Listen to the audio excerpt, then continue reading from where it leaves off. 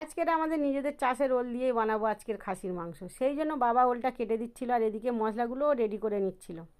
Tomato আর লঙ্কা, পেঁয়াজ, আদা, রসুন আর আমাদের গাছের একটা বোম্বাই লঙ্কাও দিয়েছিলাম। আসলে আলু দিয়ে তো সবসময় হয় খাসির মাংস সচরাচর, কিন্তু এবার আমি বানাবো ওল দিয়ে। ওল দিয়ে এই রান্নাটা আমি প্রতি বছরে করি, মারাত্মক টেস্ট হয়। ওই জন্য এবছরও প্রথম থেকেই আমরা ওল দিয়ে খাবো বলে রেখেছিলাম ওলটা, আর ওলটা খুব বড়ো হয়ে গেছিলো, সেই জন্য ওলটা তুলে এনে আজকের মাংসটা রান্না করলাম। পেঁয়াজ, আদা, রসুন কষে যাওয়ার পরে আমি লঙ্কা গুঁড়ো, লবণ আর হলুদ গুঁড়ো দিয়ে আরেকটু কষে নেব মশলাটা। মশলাটা কষে যাওয়ার পরে এবার ধুয়ে পরিষ্কার করে রাখা আমি সেই খাসির মাংসটা এর মধ্যে দিয়ে দেবো। খাসির মাংসটা দিয়ে আমি মিনিট পাঁচেক কষার পরে এবার ওর মধ্যে দিয়ে দেবো টমেটো। এবার টমেটো দিয়ে একটু নাড়াচাড়া করার পরে ওল আর আলুটাও দিয়ে দেবো ওর মধ্যে।